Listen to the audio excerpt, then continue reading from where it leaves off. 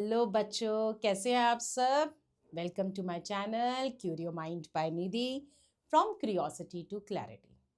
तो चिल्ड्रन, हमने फिजिकल और केमिकल चेंजेस के बारे में काफ़ी एग्जांपल्स देखे, उनके डिफरेंसेस देखे। तो आज हम अपने केमिकल चेंजेस को एक स्टेप और आगे लेके जाएंगे। हम डिस्कस करेंगे वेरियस प्रोसेसेस जहाँ पर हमारे केमिकल चेंजेस का इन्वॉल्वमेंट है और हम उनको डेली लाइफ में देख भी रहे हैं। तो सबसे पहला प्रोसेस जो मैं आज बात करने वाली हूँ वो है रस्टिंग। हम कह रहे हैं रस्टिंग का मतलब क्या होता है। आपने देखा ना, आयरन नेल। वैसे तो आयरन के कोई भी ऑब्जेक्ट, अगर मैं स्पेसिफिकली नेल की बात कर रही हूँ क्योंकि हम उसको देखते हैं रोज अपनी लाइफ में कहीं ना कहीं, तो आयरन नेल जो है कौन से कलर की होती है? ओरिजिनली ग्रे कलर की होती है, राइट। बट कुछ टाइम के बाद उसका कलर क्या हो जाता है? Reddish brown, right. तो ये जो रेडिश ब्राउन सब्सटेंस बना है, पहले तो आयरन नेल ग्रे कलर की थी, अब रेडिश ब्राउन कैसे बन गई? क्यों? जो हमारे आयरन, ये जो बेंचेस वगैरह होते हैं स्पेशली पार्क्स में, उसमें भी देखे ना हमने, रेडिश ब्राउन सा हो जाता है। या हमारे घर में आयरन की अलमीराज, स्टील की अलमीराज होती हैं, वो भी थोड़ी देर के बाद, हमें थोड़े ईयर्स के बाद, उनमें जो उनका पेंट होता है वो निकल जाता है और उसमें रेडिश ब्राउन सा दिखने लग जाता है। तो इन सब के रीजंस क्या है? तो कलर चेंज हुआ ग्रे से reddish brown, that mean something new is being formed. और वो न्यू चीज क्या है और इस प्रोसेस को क्या कहते हैं, वो हम डिस्कस करेंगे। तो पहले ऐसा करती हूँ, मैं आपको एक्सप्लेन करती हूँ, then we will come to my PPT as usual, है ना। तो लेट अस स्टार्ट।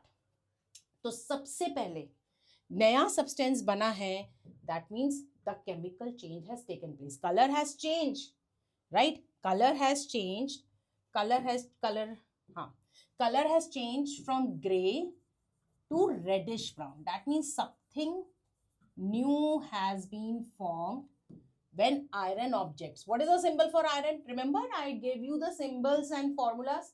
Iron का symbol क्या होता है? F capital, E small. So whenever iron objects, they are left for a longer period of time,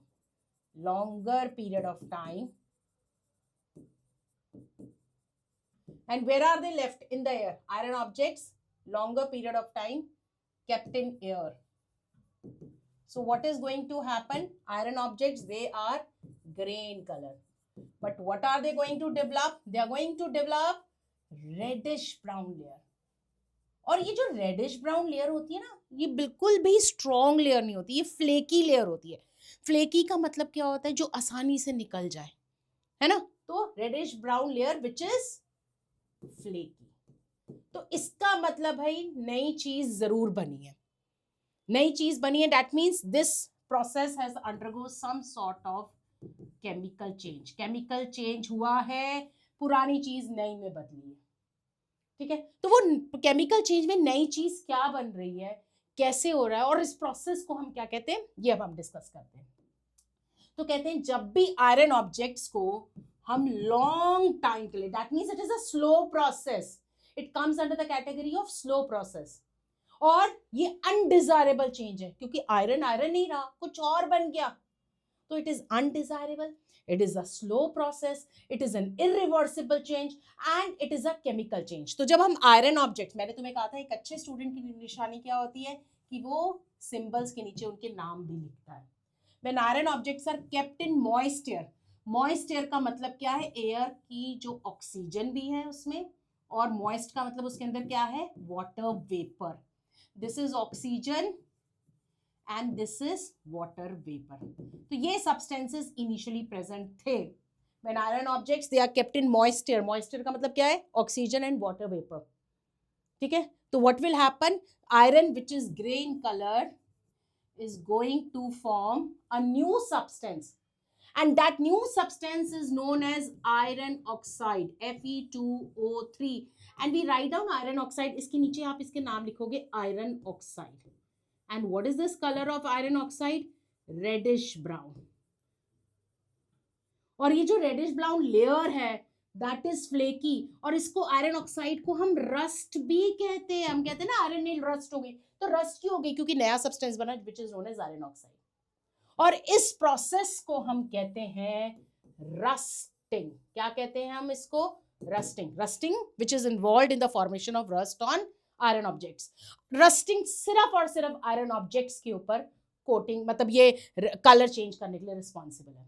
तो पहले क्या था, हमारा आयरन ग्रे कलर का शाइनी था, बट ऑक्सीजन और वाटर वेपर के साथ मिलकर वो नया कुछ जो बना वो कैसा था, reddish brown, which is dull in colour. तो इसका मतलब chemical change, and that is known as rusting.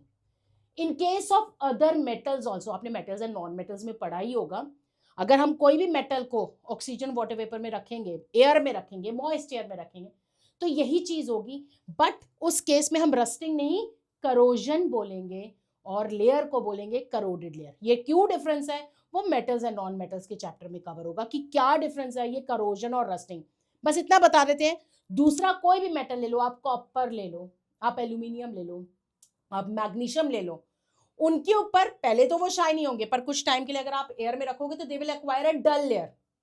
ठीक है, तो उसको हम क्या कहते हैं, करोजन, उसको रस्टिंग नहीं कहते। सिर्फ आयरन के केस में जो डल लेयर बन रही है उसको रस्टिंग कहते हैं। अगर एयर में से हम मॉइस्चर निकाल दें और आयरन ऑब्जेक्ट को हम ऐसे ही रख दें ऑक्सीजन की प्रेजेंस पे, तो रस्टिंग होगा? नहीं होगा। और अगर हम ऑक्सीजन ही नहीं है, सिर्फ वाटर वेपर के कांटेक्ट में रखें, तो क्या रस्टिंग होगा? नहीं। तो इसका मतलब रस्टिंग होने के लिए इन दोनों चीजों का होना जरूरी है, ऑक्सीजन एंड वाटर वेपर। अगर आपको रस्टिंग की डेफिनेशन आती है, what is rusting, defined rust, कुछ भी आता है, सबसे पहले आप ये केमिकल इक्वेशन लिखेंगे। Do you agree it is a chemical equation? क्योंकि हमने इसको किस फॉर्म में एक्सप्रेस किया, सिंबल्स एंड फॉर्मूलाज। तो हाँ, आप सबसे पहले केमिकल इक्वेशन लिखिए। मैंने कहा था डेफिनेशन में या तो एग्जांपल होते हैं, डेफिनेशन के साथ आप एग्जांपल लिखो, फॉर्मूला लिखो, या आप इक्वेशन भी लिख सकते हो। इस केस में इक्वेशन डिमांड करती है, फिर आप इसको अपनी लैंग्वेज में लिखो। When iron objects combine with oxygen and water vapor, they form a dull layer of iron oxide. This is known as rusting. And what are the conditions for rusting to take place? Oxygen and water vapor. But हम इस rusting को daily life में, अब इसको को relate करते हैं अपने रस्टिंग के कॉन्सेप्ट को अपनी डेली लाइफ से। हम इस रस्टिंग के रेट को स्लो कर सकते हैं। कैसे स्लो कर सकते हैं? अगर हम पेंट कर दें, हम आयरन ऑब्जेक्ट के ऊपर पेंट कर दें, तो क्या होगा, पेंटिंग की वजह से ऑक्सीजन और वाटर वेपर पेंट के कांटेक्ट में, ये आयरन ऑब्जेक्ट के कांटेक्ट में नहीं आ पाएगा, तो rusting will be, the rate of rusting will be lowered. और हम क्या कर सकते हैं, हम ग्रीस लगा सकते हैं, ऑयलिंग लगा सकते हैं, तो इस तरीके से हम रेट ऑफ रस्टिंग को क्या कर सकते हैं, डिक्रीज कर सकते हैं। ठीक है, सो that is all about rusting. So this is also a chemical change, but this is an undesirable change.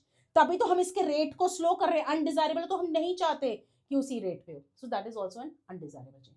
ये बात क्लियर है? चलो अब हम स्लाइड पे वापस आते हैं, एक बार आप देख लीजिए, then we'll proceed further with the next change. तो I hope rusting is clear. Iron plus oxygen plus water vapour which gives us rust, it is known as iron oxide. ये मैंने इक्वेशन भी लिखी है। और conditions for rusting to take place, oxygen and water vapor. And how can we prevent rusting? By not allowing oxygen and water vapor to come in contact.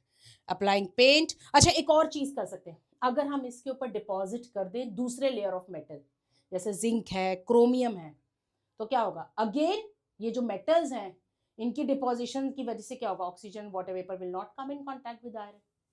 मेरी बात समझ में आई या नहीं आई? So that is all about rusting. अब हम नेक्स्ट प्रोसेस देखने वाले हैं, और बड़ा ही इंटरेस्टिंग प्रोसेस देखने वाले हैं। तो उस प्रोसेस को देखने के लिए मैं उसके लिए एक्टिविटी कर रही हूँ आप लोगों के लिए। उस एक्टिविटी को देखने के लिए सबसे पहला प्रिकॉशन है, हम क्या करने वाले हैं, हम लोग लेने वाले हैं, आई जस्ट शो यू, एक मैग्नीशियम रिबन। हमारे जो मेटल्स होते हैं ना, हमारी लेबोरेटरीज में हम उनको मतलब कुछ फॉर्म्स में रखते हैं, जैसे ये मैग्नीशियम रिबन, ये छोटा सा रिबन फॉर्म में, रिबन की शेप में, तो इसको हम मैग्नीशियम है ये metal which is in ribbon shape. Zinc जो होता है ना, ग्रैनुअल्स फॉर्म में होता है लेबोरेटरीज में, ग्रैनुअल्स खाए हैं ना हमने, वो सोया ग्रैनुअल्स, तो उस फॉर्म में होता है। तो डिफरेंट डिफरेंट वेज होते हैं, कॉपर टर्निंग्स की फॉर्म में होता है, ऐसे वायर टाइप स्ट्रक्चर, तो उस तरीके से होता है। तो मैग्नीशियम हमारे लेबोरेटरी में रिबन फॉर्म में होता है, तो मैंने उसका छोटा सा पोर्शन कट कर लिया। बट ये मेटल है, मेटल हमेशा शाइनी होने चाहिए, but this metal is not shiny. क्यों? क्योंकि अगेन कोरिलेट करेंगे अपने पिछले चैप्टर से कि जो मेटल्स होते हैं जब भी उनको एयर में रखेंगे, मॉइस्ट एयर में रखेंगे, तो they will come in contact with oxygen and water vapor and they form a dull layer. You can see this dull layer, it is not so shiny. तो इस डल लेयर को remove करेंगे। सबसे पहले हम एक्सपेरिमेंट करेंगे जिसमें हम इस डल लेयर को रिमूव करेंगे। फिर उसके बाद हम इस मैग्नीशियम रिबन को बर्न करेंगे। तो प्रिकॉशन क्या रखनी है, एक तो मैंने इसको सैंड पेपर से रब किया, दूसरी जब मैं एक्सपेरिमेंट कर रही हूँ या आपकी टीचर कर रही है, never look at the burning magnesium ribbon directly. You have to wear goggles जो लेबोरेटरीज में अवेलेबल होते हैं, because it can affect our eyes. तो रेडी हैं आप सब? चलो, तो बच्चों ये है मैग्नीशियम रिबन। अब मैग्नीशियम रिबन बर्निंग करेंगे। This is sandpaper. तो सबसे पहले आप देख सकते हो magnesium ribbon is dull in colour, तो मैं इसको सैंड पेपर से इसकी डलनेस रिमूव कर दूंगी। हमने पढ़ा ही हुआ है ये करोजन लेयर, करोडेड लेयर। तो मैं इस करोडेड लेयर को I am going to remove so that we get the shiny surface.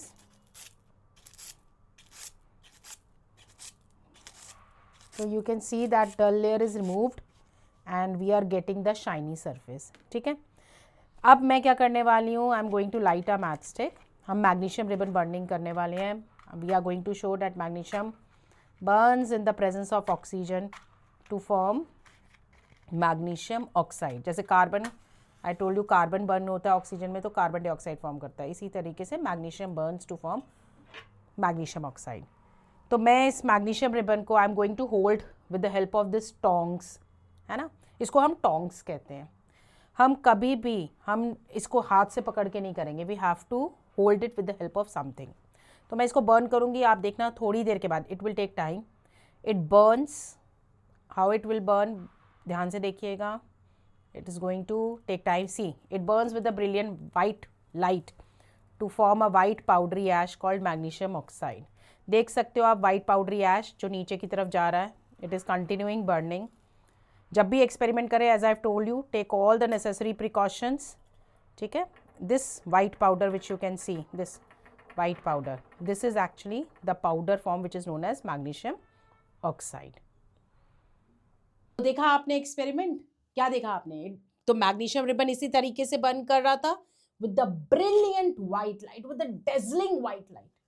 And हमने ये देखा वॉच क्लास में आपको व्हाइट पाउडरी सब्सटेंस मिला। तो पहले ये सॉलिड फॉर्म में इस तरीके से था और व्हाइट पाउडरी सब्सटेंस मिला, मतलब new substance has been formed when magnesium was burned in air. And what is that new substance? That was magnesium oxide. अच्छा, एक चीज मैं यहां पर बता रही हूँ, this is how it is available in the laboratory in ribbon form. तो मैंने उसका कुछ पोर्शन कट किया था। तो I'll just show you कि कैसे ये रिएक्शन होगी। Again going back to our board work. तो जैसे आपको याद है, अगर हम कार्बन को बर्न करते हैं, आपको याद है, आपको पता ही होगा, अगर हम कार्बन को ऑक्सीजन में बर्न करते हैं तो हमें क्या मिलती है? कार्बन डाइऑक्साइड गैस, है ना। Carbon combines with oxygen to form carbon dioxide, तो नई चीज बन गई, it is a chemical change. Similarly जब हमने मैग्नीशियम रिबन को बर्न किया, मैं पहले इसको रिएक्शन फॉर्म में लिख रही हूँ, मैग्नीशियम रिबन को बर्न किया, किसकी प्रेजेंस में बर्न किया? ऑक्सीजन की प्रेजेंस में। अच्छा, एक चीज इसमें मैंने ऑक्सीजन ऐसे लिख दिया है, but since we are talking about reaction तो मुझे I have to be very particular. Oxygen, तो क्या होगा? What do we get? Magnesium oxide. और साथ में आपने क्या देखा, साथ में क्या निकल रही है? Lot of heat and light. याद करो, मैंने तुम्हें केमिकल चेंज के बारे में बताया था कि केमिकल चेंज में एक हमें कैसे पता चलेगा कि नया सब्सटेंस फॉर्म हुआ apart from the formation of new substance? Lot of heat and light is given out. तो जैसे कार्बन ऑक्सीजन के साथ मिलकर कार्बन डाइऑक्साइड बना रहा है, वैसे ही मैग्नीशियम रिबन को जब आपने ऑक्सीजन के साथ कंबाइन किया तो इट फॉर्म्स मैग्नीशियम ऑक्साइड। कुछ बच्चे बोलते हैं कि मैम मैग्नीशियम रिबन बर्निंग के लिए आपने भी तो हीट दी है, तो आप क्यों कह रहे हो कि इसमें हीट निकल रही है? रीजन बीइंग कि जितनी मैंने हीट दी है वो कम है as compare to the heat given out. तो that is why we say कि इस रिएक्शन में हीट एंड लाइट दी है। और इतनी अच्छी, इतनी बताओ, आपने देखा डेजलिंग व्हाइट लाइट, तो इसी वजह से मैग्नीशियम को हम क्रैकर्स, फायरवर्क्स में यूज करते हैं, है ना। तो व्हाइट लाइट, ये इतना dazzling white light it is producing, that is why it is used in that also. ठीक है। अच्छा, इसमें एक चीज ऐड करना चाहती हूँ, जो भी सब्सटेंस बर्न होता है ऑक्सीजन की प्रेजेंस में, उस सब्सटेंस को हम कहते हैं कंबस्टेबल सब्सटेंस। आपकी डिक्शनरी में एक और नया वर्ड ऐड कर लीजिए, this is a combustible substance. अगर मैं कार्बन को बर्न कर रही हूं ऑक्सीजन में, तो कौन सा कंबस्टिबल सब्सटेंस हुआ? Carbon is a combustible substance. दो सब्सटेंस, तो इसका मतलब कंबस्टिबल सब्सटेंस क्या है? Those substance which can burn in the presence of oxygen to give heat and light. हमारे घर में जो गैस आ रही है, अगर हम बात कर रहे हैं हमारे घर में जैसे एलपीजी या सिलेंडर वाली गैस आ रही है, तो वो भी हीट एंड लाइट दे रही है, तो वो भी क्या है? Combustible substance, right? Natural gas combustible substance, petrol diesel combustible substance, जो भी बर्न करके हीट एंड लाइट दे रहा है वो है कंबस्टिबल सब्सटेंस। और इन टाइप ऑफ रिएक्शंस जिसमें कंबस्टिबल सब्सटेंस ऑक्सीजन के साथ कंबाइन करके हीट एंड लाइट देता है, उन टाइप ऑफ रिएक्शंस को हम कहते हैं combustion reaction. What is this known as? Combustion reaction. अब हम ये नहीं बोलेंगे burning in the presence of oxygen, will say it is a combustion reaction. जब कोई सब्सटेंस ऑक्सीजन के साथ कंबाइन होके हीट एंड लाइट प्रोड्यूस कर रहा है, तो that is known as a combustion reaction. और जो सब्सटेंस ये काम कर सकता है उसको हम क्या कहेंगे? Combustible substance. और जो नहीं कर सकता, नेचुरली जो नहीं कर सकता, अब ग्लास को बर्न करने चले, सैंड को बर्न करने चले, स्टोन को बर्न करने चले, वो नहीं बर्न होगा, तो उनको हम क्या कह देंगे? Non combustible substance. बात समझ में आ गई? So this is also a chemical change. हमें कैसे पता चला? Because lot of heat and light is given out. But अगर आपको याद हो, हम एक और तरीके से मैग्नीशियम ऑक्साइड को टेस्ट कर सकते हैं कि ये नया सब्सटेंस है या नहीं है। आप इसके अंदर वाटर डाल के लिटमस टेस्ट कर दो। वाटर डाल के जब लिटमस टेस्ट कर दोगे तो रेड लिटमस ब्लू हो जाएगा, that means new substance is being formed. वो भी एक आपने मेटल्स एंड नॉन मेटल्स में किया हुआ, हम उसको और ज्यादा स्ट्रेस नहीं करेंगे। तो is it clear? Combustible substance, non combustible substance, combustion. मैंने 3 वर्ड इंट्रोड्यूस कर दिए। अब कंबशन करने के लिए, बर्निंग करने के लिए, क्या ऐसे ही बर्निंग करें या कुछ कंडीशंस चाहिए कि कोई चीज बर्न हो, उसको उसको उसको बर्न करने के लिए हमें कुछ ना कुछ रिक्वायरमेंट्स चाहिए? Yes, of course we need requirements. और हैरानी की बात है, अभी तक हमें हमें मेरे को जो लगता है, आपको लग रहा होगा हाँ रिक्वायरमेंट तो है, 2 रिक्वायरमेंट है, पर नहीं, हमें 3 थिंग्स राइट चाहिए to for any substance to undergo combustion. पहली चीज सोचो क्या चाहिए होगी? पहली चीज, एब्सोल्युटली राइट, कंबस्टिबल सब्सटेंस जिसको बर्न करना है। पहली चीज हमें क्या चाहिए? क्या क्या कंडीशंस है for combustion to take place? इतना इंपॉर्टेंट क्वेश्चन और इतना interesting, conditions for combustion to take place. तो आप ही बोल रहे हैं, आप ही समझ के बोल रहे हैं, हमें क्या चाहिए होगा? Combustible substance. अब मैं ये नहीं बोलूंगी सब्सटेंस विच कैन बर्न, हम क्या बोलेंगे? Combustible substance. Now we have introduced a new word, we have understood कि अब हमें ये लैंग्वेज यूज करनी है। जितना प्रॉपर साइंटिफिक वर्ड्स यूज करोगे उतना ही तुम्हारे लिए अच्छा है। दूसरी चीज, इस कंबस्टिबल सब्सटेंस को बर्न कब होगा? जब उसमें क्या है? Presence of supporter of combustion, जो कंबशन को सपोर्ट करे, जो मदद करे उस सब्सटेंस को बर्न करने के लिए। कंबशन का मतलब क्या है? Burning in the presence of oxygen. तो कौन है वो? That is oxygen. और तीसरी चीज जो हम सोचते भी नहीं है और आज हमारी साइंस डिक्शनरी में बहुत ही इंपॉर्टेंट वे से ऐड होने वाली है, हीटिंग द सब्सटेंस। तीसरी चीज जो हमें चाहिए, heating the substance to its ignition, ignition,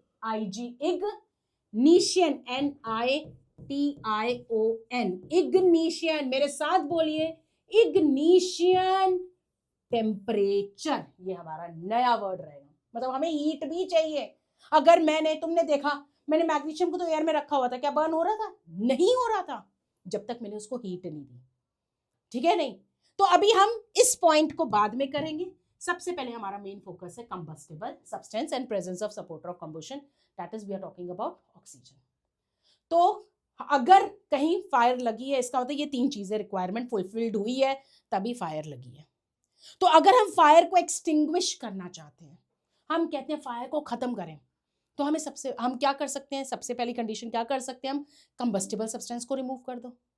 जैसे वुड है कमरे में, बेड, वुड वगैरह से बने होते हैं, जितने भी कंबस्टेबल सब्सटेंस है हम उनको रिमूव कर रहे हैं, but that is not solution. हम कैसे सारे सब्सटेंसेस को, जो कपड़े हैं, क्लॉथ है, वुड है, उन सबको रिमूव करना इज इम्पॉसिबल।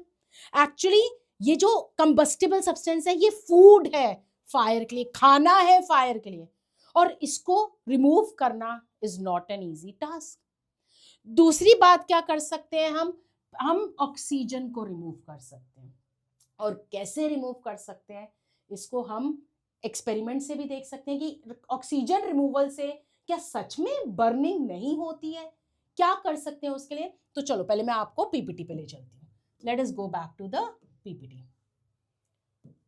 चलो ये तो वी हैव ऑलरेडी डन, ये मैंने आपको बता दिया। मैं आपको पीपीटी इसलिए दिखा रही हूँ ताकि अगर आपको स्क्रीनशॉट वगैरह लेना हो कंटेंट का, then you can take it, है ना, तो आपके काम आएगा। Precautions I have told you, in everything I have told you regarding this. What is combustion process? It is a chemical process. Combustion means burning in the presence of oxygen. That means new substance is formed. So very important to note, it is a chemical process. और मेरा सारा content NCERT को cover कर रहा है। अगर आप ये टॉपिक पढ़ेंगे तो आपको एनसीईआरटी के अंदर एक एक चीज मिलेगी, कोई वर्ड ऐसा नहीं छोड़ा है मैंने, ठीक है। अब आगे चलते हैं। आई हैव टोल्ड यू कंबस्टेबल और नॉन कंबस्टेबल सब्सटेंस क्या होता है, और कंडीशंस क्या है कंबस्टेबल कंबशन होने के लिए। सो this is a triangular for combustion. हमें हीट, फ्यूल और ऑक्सीजन चाहिए। अच्छा एक चीज और, एक वर्ड फ्यूल वर्ड से आया तो मैं यहाँ पर इंट्रोड्यूस कर दूं कि हम कंबस्टेबल सब्सटेंस को फ्यूल भी कह सकते हैं। जो सब्सटेंस ऑक्सीजन की प्रेजेंस में बर्न करके हीट एंड लाइट देता है उसको हम कंबस्टेबल सब्सटेंस भी कह सकते हैं, और क्या कह सकते हैं, फ्यूल कह सकते हैं। बात समझ में आ गई? So this we have already covered. Moving on to the next thing, हम एक एक कंडीशंस को सेपरेटली लेंगे। सबसे पहले combustible substance, it is the food for the fire. अब सपोर्टर ऑफ कंबशन ऑक्सीजन, ठीक है। क्या सच में अगर हम ऑक्सीजन रिमूव कर दें, तो मैं पीछे जाऊंगी ताकि तुम लोगों का आंसर्स ना देख लो, और मैं एक्टिविटी परफॉर्म करना चाहूंगी तो इसलिए मैं पीछे जा रही हूँ। क्या अगर हम ऑक्सीजन रिमूव कर दें क्या सच में बर्निंग नहीं होती है? तो लेट अस सी, आ जाओ चलो एक एक्टिविटी देख लेते हैं इससे रिलेटेड। चलो तो children you can see both the candles, they are getting sufficient supply of oxygen, so they are burning, ठीक है ना, दो बोथ आर बर्निंग। अब मैं एक कैंडल के ऊपर, हम दिखाना चाहते हैं कि how oxygen is important for burning, मैं एक कैंडल के ऊपर ये ग्लास इन्वर्ट कर देती हूँ। लेट अस सी कोई डिफरेंस आता है क्या, candle still continue to burn रहेगी? तो आप देख सकते हो इसमें कैंडल क्या होगी, एक्सटिंग्विश हो गई। क्यों एक्सटिंग्विश हो गई? क्योंकि इस ग्लास में, इन्वर्टेड ग्लास में लिमिटेड सप्लाई ऑफ ऑक्सीजन थी, और कोई भी सब्सटेंस जब बर्न करता है तो ऑक्सीजन यूज्ड अप करता है और एक्सचेंज में कार्बन डाइऑक्साइड निकालता है। अगर कार्बन डाइऑक्साइड बर्निंग में मदद कर रही होती तो स्टिल अभी ये बर्न हो रहा होता, तो नहीं हो रहा। That means oxygen supports burning, and in return the carbon dioxide which is being produced, it is responsible for extinguishing the fire, and it will continue to burn because it is getting sufficient supply of oxygen.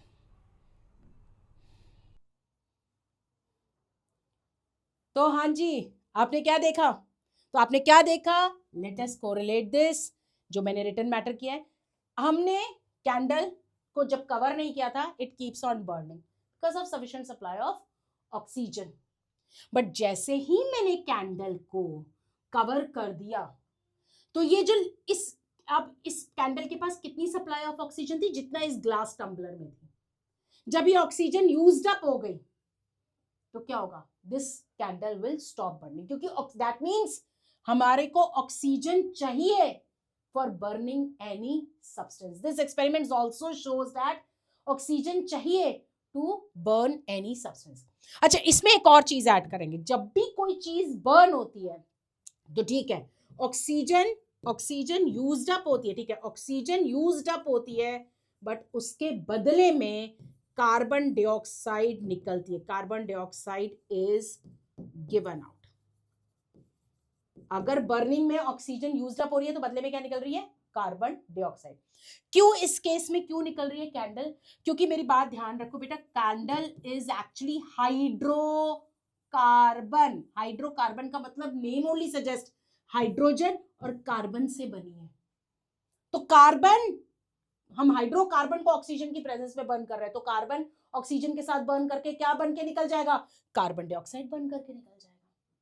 तो carbon dioxide gas, इसका मतलब oxygen जब पूरी used up हो रही है, जब used up हो रही है तो कार्बन डाइऑक्साइड निकल रही है, पर कार्बन डाइऑक्साइड जब पूरी ऑक्सीजन यूज्ड अप हो गई तो इस ग्लास में अब क्या है, कार्बन डाइऑक्साइड रिच है, बट ये carbon dioxide is not supporting burning, carbon dioxide is not supporting burning. इस एक्सपेरिमेंट से ये भी पता चलता है कि सबसे पहली बात, बर्निंग के टाइम ऑक्सीजन यूज्ड अप हुई, कार्बन डाइऑक्साइड निकली, पहली बात हमें ये पता चली। और कैसे पता चली कार्बन डाइऑक्साइड ही निकल रही है, हमने क्या किया था, हमने जैसे ही एक्सपेरिमेंट खत्म हुआ ग्लास को थोड़ा सा हटाया था और लाइम वाटर डाला था, और लाइम वाटर मिल्की हुआ था कि नहीं हुआ था, हुआ था। दैट मीन्स बर्निंग के टाइम ऑक्सीजन यूज्ड अप हुई, कार्बन डाइऑक्साइड निकली। दूसरी बात हम जो प्रूव कर रहे हैं कि बर्निंग के लिए ऑक्सीजन चाहिए, ना कि कार्बन डाइऑक्साइड। कार्बन डाइऑक्साइड बनी but it is not supporting burning. Is it okay? तो हमने इसमें दो चीजें देख ली। तो यू कैन सी दिस, सबसे पहले uncovered candle keeps on burning because of the continuous supply of oxygen, और candle stops burning because the supply of oxygen is cut off. तो हमने यही बोला oxygen supports burning, not the carbon dioxide. और carbon dioxide को हमने कैसे test किया, और carbon dioxide extinguish the fire because it does not support burning. बड़ी इंपॉर्टेंट बात है इसमें, कार्बन डाइऑक्साइड बनी, it is not supporting burning, it is extinguishing the fire. Extinguishing the fire, ये वर्ड मैंने बोला, एक्सटिंग्विशेस का मतलब क्या है, फायर को बुझा देना। आप इसको एक्सटिंग्विश वर्ड बोलेंगे, क्या वर्ड बोलेंगे, एक्सटिंग्विश वर्ड बोलेंगे। और यही प्रोसेस, क्योंकि carbon dioxide extinguish the fire, तो हम यही चीज, यही कॉन्सेप्ट अपना बेस अपनी रियल लाइफ एप्लीकेशन से कोरिलेट करेंगे। कैसे कोरिलेट करेंगे, जो हम कहते हैं ना फायर, अगर फायर लग गई तो हम क्या यूज करते हैं, फायर एक्सटिंग्विशर्स यूज करते हैं, वो रेड वाला आपने देखा हुआ ऐसा। तो वो जो फायर एक्सटिंग्विशर में जो गैस होती है ना, that is carbon dioxide gas, समझे? तो कार्बन डाइऑक्साइड क्या करेगी, अगर कोई बर्निंग सब्सटेंस है, कार्बन डाइऑक्साइड फायर एक्सटिंग्विशर आपने देखा होगा, मैं आपको लेके चलती हूँ, उस थोड़ा सा आपको याद दिलाती हूँ। ये देखो, ये कार्बन डाइऑक्साइड फायर एक्सटिंग्विशर, तो ये क्या करेगा, it does not support burning, तो क्या करेगा, फायर को एक्सटिंग्विश कर देगा। तो ये हमने कॉन्सेप्ट यूज किया, पहले हमने एक्सपेरिमेंट में देखा और फिर उस कॉन्सेप्ट को हमने यूज किया अपनी रियल लाइफ एप्लीकेशन, हमने कोरिलेट किया अपनी डेली लाइफ से। और हमें कैसे पता चला कि ये गैस ठीक है बुझ रही है, तो ये क्या बना होगा जो इसको बुझा रहा है, हमने लाइम वाटर से टेस्ट कर लिया। Due to the formation of the lime water can be, this carbon dioxide gas is tested because of the milkiness, because of the formation of calcium carbonate. बेटा कभी भी इस चीज पे मत छोड़िएगा कि लाइम वाटर टर्न्स मिल्की, इस पे नंबर नहीं मिलेंगे, आधे नंबर मिलेंगे। You have to write down why does it turns milky, because of the formation of calcium carbonate. और उसके नीचे ये आप अपनी इक्वेशन लिख दो, ये मैं हटा देती हूँ ताकि आपको प्रॉब्लम ना हो। So you can write down this equation. Is it okay? Equation, अब ये तो मैंने आपको बताई दी थी, हमने लास्ट क्लास में डिस्कस कर ही ली थी। अब आगे चलते हैं, ठीक है? तो आप मेरी लास्ट वाली वीडियो में देखेंगे तो I have explain this, this is reaction, equation form में भी मैंने आपको एक्सप्लेन किया। तो moving on to the next slide. अगर किसी भी पर्सन के, फिर से मैं वापस जाती हूँ ताकि मैं चाहती हूँ कि आप लोग खुद इसको सोचें, इंट्रोस्पेक्ट करें। अगर किसी के ऊपर फायर लग गई, समवन क्लोथ्स गॉट, मतलब कैच फायर समहाउ, तो हम क्या करते हैं, हमने क्या देखा, हम देखते हैं कि उसके ऊपर ब्लैंकेट फटाफट से आता है, फटाफट से आते हैं उसके ऊपर ब्लैंकेट, जो हमारे पास अवेलेबिलिटी होती है अपने आसपास, हम क्या कर सकते हैं अपने लेवल पे, हम क्या करते हैं, ब्लैंकेट डाल देते हैं। तो ब्लैंकेट क्यों डाला होगा, बर्निंग के लिए हमको क्या चाहिए, बर्निंग के लिए क्या चाहिए, कंबस्टेबल सब्सटेंस, क्लॉथ तो था ही, हीट भी होगा तभी तो बर्न कर रहा है। तो ब्लैंकेट डालने से हमने किसको कट कर दिया, किसका कांटेक्ट कम हो गया, नहीं रहा, ऑक्सीजन का। So this blanket, this when you are putting the blanket, it is cutting the supply of the oxygen. तो एक चीज चली गई तो बर्निंग नहीं होगी। तो बर्निंग के लिए तीनों चीजें चाहिए, कंबस्टेबल सब्सटेंस भी चाहिए, सपोर्टर ऑफ कंबशन भी चाहिए, और हीट भी चाहिए। तो अगर आपने सपोर्टर ऑफ कंबशन हटा दिया, ऑक्सीजन ही नहीं है, तो बर्निंग ही नहीं होगी। बट इसमें एक प्रिकॉशन लेने वाली बात है। प्रिकॉशन लेने वाली बात क्या है, तो कई बार हमने देखा है, सुना है, जब हम दिवाली सेलिब्रेशंस में स्पेशली, कई बच्चों के कपड़ों पे आग लग जाती है और बच्चों को बहुत ज़्यादा उसका आफ्टर इफेक्ट होता है, जल जाते हैं, बॉडी जल जाती है ना? तो ऐसा क्यों हुआ? क्योंकि हम क्या करते हैं, दिवाली सेलिब्रेशन है तो हम ब्यूटीफुल से shining clothes, beautiful clothes we are wearing, specially the synthetic clothes हम पहनते हैं। तो सिंथेटिक मतलब जो होते हैं artificially made fibres, artificially made fabric, मतलब उसको आर्टिफिशियल मेथड से, केमिकल से बनाया हुआ है, कपड़ों को केमिकली बनाया हुआ है। जैसे कि हमारा जो केमिकली जो मेड जो फैब्रिक है, अगर वो बर्न करेगा तो क्या होगा, वो हमारी बॉडी के साथ क्या होगा, स्टिक हो जाएगा, मेल्ट होगा। तो गर्म चीज स्टिक हो रही है, मेल्ट हो रही है, तो हमें क्या लगेगा, बर्निंग सेंसेशन। बट वही अगर मैंने नेचुरल कपड़े पहने हो, अगर उसी बच्चे ने नेचुरल फैब्रिक पहना हो, नेचुरल फैब्रिक जैसे कॉटन है, वूल है, वो पहना हो, तो वो बर्न ठीक है हो रहा है कपड़ा, बट वो बर्न होके क्या फॉर्म करता है, नेचुरल चीजें बर्न होके क्या फॉर्म करती है, ऐश बनाती है। तो वो एशेस क्या होती है, नीचे गिरती है। इसीलिए डिवाइस करते, चलो इसको कोरिलेट करते हैं, एक तो दिवाली से सेलिब्रेशन, तो जब भी मेक श्योर जब भी दिवाली सेलिब्रेशंस के लिए जाओ, अगर मम्मी कहती है कि बेटा कॉटन के कपड़े पहन के जाओ, आप सिंथेटिक कपड़े नहीं पहनो, तो बी केयरफुल। अब तुम्हारे पास एक साइंटिफिक, आपके पास एक लॉजिक है, इसलिए किचन में भी आप सिंथेटिक कपड़े पहन के कभी काम ना करें। आप क्या कपड़े पहन के करें, कॉटन के कपड़े। बात समझ में आई या नहीं आई? This is very important point, और इतने ब्यूटीफुली एनसीईआरटी ने इसको कोरिलेट किया एक पैराग्राफ में, आप देखिएगा। मुझे तो मतलब आई एम रियली हैप्पी कि किस तरीके से इतना अच्छा प्रिकॉशनरी मेजर दिया और हमारी डेली लाइफ से कोरिलेट किया है। तो आप देखो, when the clothes of the person catches fire we covered with the blanket, ये तो आपको क्लियर होगा। तो मुझे ये सबसे अच्छी बात लगी, उन्होंने बोला ब्लैंकेट जो है सिंथेटिक ब्लैंकेट नहीं होना चाहिए, ठीक है ना, जैसे पॉलिएस्टर, एक्रेलिक, इन सब के नहीं होने चाहिए। तो किसका होना चाहिए, आपको नेचुरल में लेना है, और नेचुरल में आप woollen blanket will be preferred because it leaves ash. और इसमें 2 पॉइंट है, ये पहले मेल्ट होगा, मेल्ट होके क्या हो जाएगा, स्टिक हो जाएगा, and it can harm the person. Is it clear? आगे बढ़े, चलो अब आगे बढ़ते हैं। हर एक चीज हमारी डेली लाइफ से, हर एक कॉन्सेप्ट हमारी डेली लाइफ से कोरिलेटेड है। तो इसमें हम एक, इन्होंने हमारे को एनसीईआरटी दे रही है कि मतलब कंबशन रिएक्शन में, मतलब जब हमारी को लाइट निकल रही है, जैसे आपने ये इंसेक्ट पहचाना, ये कौन सा इंसेक्ट है, देखा है ना कभी, जुगनू जिसको हम कहते हैं, and what do we call in English, firefly. तो ये जो फायरफ्लाई है, इसमें ये लाइट क्यों निकलती है, और इस लाइट के निकलने को हम कहते हैं बायोल्यूमिनेंस। बायो क्यों कहते हैं, क्योंकि लिविंग ऑर्गेनिजम्स निकाल रहा है। और ल्यूमिनेंस क्यों कह रहे हैं, क्योंकि लाइट निकल रही है लिविंग ऑर्गेनिज्म से। बताओ, लाइट निकल रही है लिविंग ऑर्गेनिज्म से, इसको हम कहते हैं बायोल्यूमिनेंस। और ये इरिवर्सिबल रिएक्शन है, केमिकल रिएक्शन है, और इसमें light, it is not, but it is not a combustion process. क्यों नहीं कंबशन प्रोसेस है, क्योंकि इसमें कोई चीज बर्न नहीं हो रही है, मतलब बर्निंग के टाइम पे सिर्फ लाइट निकल रही है, no heat is given out, या कोई फ्लेम नहीं निकल रही, सिर्फ लाइट निकल रही है। So that is why it is not considered in a combustion process. तो ये इंसेक्ट्स बेसिकली, थोड़ा सा आपके लिए एक्स्ट्रा एक एज रखा है कि ये बेसिकली इंसेक्ट्स कैसे लाइट निकालते हैं। इनके अंदर एक स्पेशली लाइट एमिटिंग कंपाउंड होता है जिसको हम कहते हैं luciferin. This compound, this is known as luciferin. ये जो यहाँ जगह है तो मैं यहाँ लिख रही हूँ, ठीक है। ये जो हमारा ल्यूसीफेरिन कंपाउंड है, ये ऑक्सीजन की प्रेजेंस, जो ऑक्सीजन की प्रेजेंस, जो ऑक्सीजन वो इनहेल करते हैं, ये लाइट एमिटिंग कंपाउंड है। ऑक्सीजन कंबाइन होती है in the presence of some substance, actually that is known as enzyme. Enzyme वो केमिकल है उनके शरीर में जो खुद यूज नहीं होगा, बट इस रिएक्शन को करने में मदद करेगा, उसको हम कहते हैं एंजाइम। आप बस इतना लेवल समझो, एक केमिकल जो खुद नहीं यूज होगा बट इन दोनों के मिलने में मदद करेगा, तो हम इसको, उस एंजाइम का नाम है ल्यूसीफेरेस। तो ल्यूसीफेरेस एंजाइम्स जो है, ल्यूसीफेरिन लाइट एमिटिंग कंपाउंड ऑक्सीजन के साथ कंबाइन करेगा, और उसको कंबाइन करने में कौन मदद करेगा, luciferase, in the presence of energy, जो उसकी बॉडी में एनर्जी होगी, ठीक है। और इसकी वजह से, इन सब की कॉम्बिनेशन की वजह से सिर्फ क्या निकलेगी, लाइट निकलेगी। बर्निंग हो रही, ऑक्सीजन के साथ कंबाइन हो रहा है, हीट नहीं निकल रही है, सिर्फ लाइट निकल रही है। मेरी बात समझ में आ रही है? और ये लाइट क्या करती है, इनको कम्युनिकेशन में मदद करती है, अपने अट्रैक्शन फॉर द, मतलब ये डिफेंस सिस्टम के लिए मदद करती है, तो इस चीज में मदद करती है ये light energy. So this is an example of Firefly. अच्छा, ये कुछ बच्चे पूछते हैं मैम ल्यूसीफेरिन कंपाउंड फिर यूज अप हो गया तो फिर कैसे, तो ये रीजनरेट होता रहता है इनकी बॉडी में, ठीक है ना, इनकी बॉडी में रीजनरेट होता रहता है।